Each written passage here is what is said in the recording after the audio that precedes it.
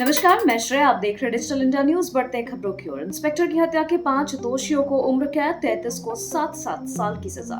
बुलंदशहर के स्याना हिंसा मामले में शुक्रवार को कोर्ट ने अपना फैसला सुना दिया है। कोर्ट ने 6 साल 7 माह और 27 दिन के बाद 38 अभियुक्तों को दोषी करार दिया।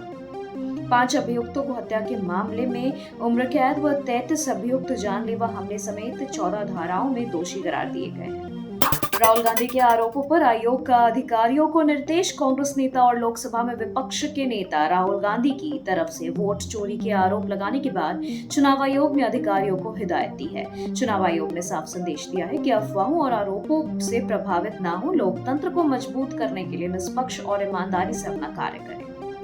भारत रूस संबंधों पर चिढ़े ट्रंप को विदेश मंत्रालय की दो टूक। भारत पर 25% अमेरिकी टैरिफ लागू होने से एक दिन पहले विदेश मंत्रालय ने इस पर प्रतिक्रिया दी। दरअसल राष्ट्रपति ट्रंप ने भारत के रूस के साथ व्यापार और तेल खरीद को लेकर टैरिफ का ऐलान किया था। इसके साथ ही उन्होंने एक जुर्माना भी लगाया है। इस पर विदेश मंत्रालय ने कहा है कि अन्य देशों के साथ हमारे संबंध योग्यता पर आधारित है।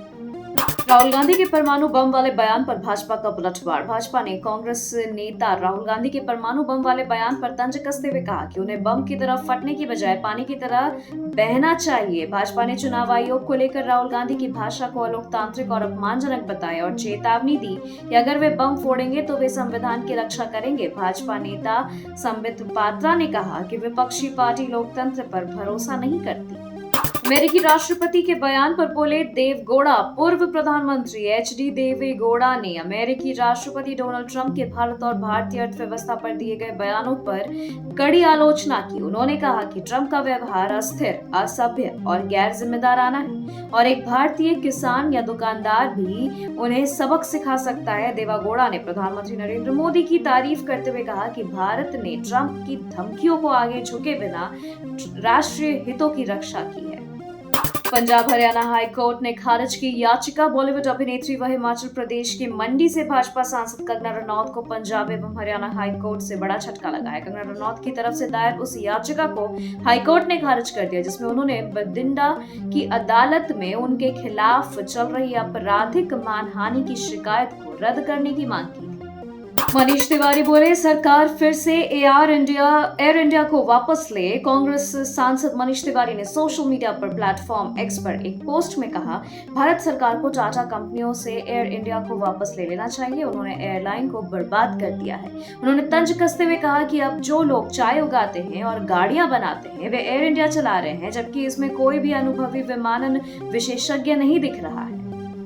राहुल गांधी के वोट चोरी वाले बयान पर भड़के किरण रिजिजू। लोकसभा में नेता प्रतिपक्ष राहुल गांधी द्वारा चुनाव आयोग पर दिए गए बयान को लेकर केंद्रीय संसदीय कार्य मंत्री किरेन रिजिजू ने तीखी प्रतिक्रिया दी। उन्होंने राहुल गांधी पर संवैधानिक संस्थाओं को धमकाने और लोकतंत्र को कमजोर करने की साजिश रचने का आरोप लगाया। रिजिजू ने कहा कि यह पहली बार नहीं है जब राहुल गांधी संवैधानिक संस्थाओं को धमकी दे रहे हैं। यह लोकतंत्र को कमजोर करने की एक बहुत बड़ी साजिश है।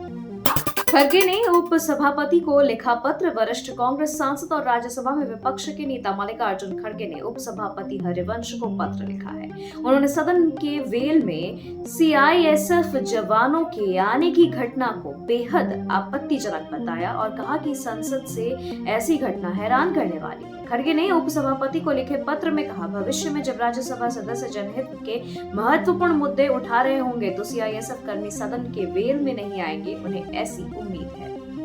गिरिराज सिंह का महागठबंधन पर हमला। केंद्रीय मंत्री गिरिराज सिंह ने महागठबंधन नेताओं द्वारा वोटर लिस्ट को लेकर निकाली गई पदयात्रा और रैली पर तीखी प्रतिक्रिया दी। उन्होंने विपक्षी दलों को आड़े हाथों लेते हुए कहा कि जो लोग खुद राज्य को बदनाम कर चुके हैं वे अगर अब लोकतंत्र और वोटर लिस्ट की बात करेंगे तो जनता कैसे भरोसा करेगी।